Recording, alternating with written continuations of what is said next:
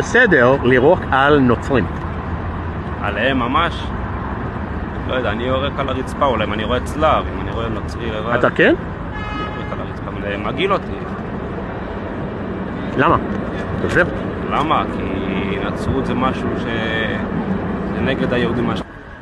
אם הם עובדי עבודה זרה, אז אנחנו צריכים למוס בהם ולשקט אותם ולרמוס אותם, ובעיקרון גם להרוג אותם, כי הרי גוי חייב בשבע מצוות בני נוח, ואם הוא לא מקיים את זה צריך להרוג אותו.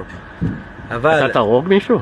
אם הייתי יכול, הייתי מאוד שמח לעשות את זה, אבל אין לנו בית דין, אז אנחנו לא יכולים לעשות את זה. אני מאמין שהאלוהים שלי הוא חלק מאיש, אז צריך להרוג אותו. מי שמזלזל באלוהים שלי, אז אני אהרוג אותו. אז זה לא, אבל זה תפקיד שלכם, להרוג או לרעוק, זה לא התפקיד של אלוקים?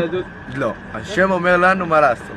תפקידה בעולם זה לעשות טוב, לגרום שהעולם יהיה נקי. כן. יש כל בן אדם שיאמין באיזה בן זונה אחד. אבל איפה זה כתוב? אבל איפה זה כתוב? איפה זה כתוב בגמרא? אתה רוצה להביא גמרא? אנחנו יכולים להביא גמרא ולראות. אבל מישהו שעובר שהוא נוצרי, הוא לא עושה את זה יום יום. זה ממש כמו יריקה בפרצוף, הוא נמצא כאן בבית של אלוקים והוא בא ויורק עליו, הוא מתייחס אליו בצורה שגויה ביותר, בצורה שזה ממש כמו יריקה.